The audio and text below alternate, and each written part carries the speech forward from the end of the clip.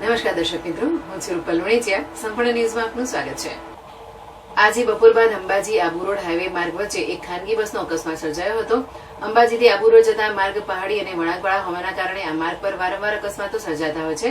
તો સાથે સાથે અનેક વળાંક પણ આ માર્ગ પર આવેલા છે. બેફામ ચાલતા વાહનો અને વાહનોમાં ખામી હોવાના લીધે પણ અમુક અકસ્માતો સર્જાતા હોય છે. ત્યારે આજે અંબાજીથી આબુ રોડ જતા માર્ગ પર સુરપગલા નજીક આવેલા વળાંકમાં એક ખાનગી બસના ડ્રાઈવરે સ્ટીયરિંગ ઉપરથી કાબુ ગુમાવતા બસ નદીમાં ખાબકી હતી. અંબાજી પાસે બસનો અકસ્માત સર્જાતા બસ નદીમાં ખાબકી હતી. આ બસમાં 55 થી વધુ યાત્રિકો સવાર હતા. અંબાજીથી આબુ રોડ માર્ગ પર સુરપગલા નજીક આ ઘટના બની હતી. ઘટનાની જાણ થતા આબુ રોડ પોલીસ ઘટના સ્થળે દોડી આવી હતી. સાથે આબુ રોડ મામલતદાર પણ ઘટના સ્થળે પહોંચ્યા હતા. આ બસમાં 55 થી વધુ મુસાફરો સવાર હતા, જેમાંથી 12 જેટલા લોકો ઘાયલ થયા હતા. રણુજાથી દર્શન કરીને ભક્તો ગુજરાત તરફ જતા હતા ત્યારે આ બનાવ બન્યો હતો. આ જગ્યા પર સતત ચોથો અકસ્માતનો બનાવ બન્યો હતો. અગાઉ એક બસ અને 2 ટ્રક પણ નદીમાં ખાબક્યા હતા.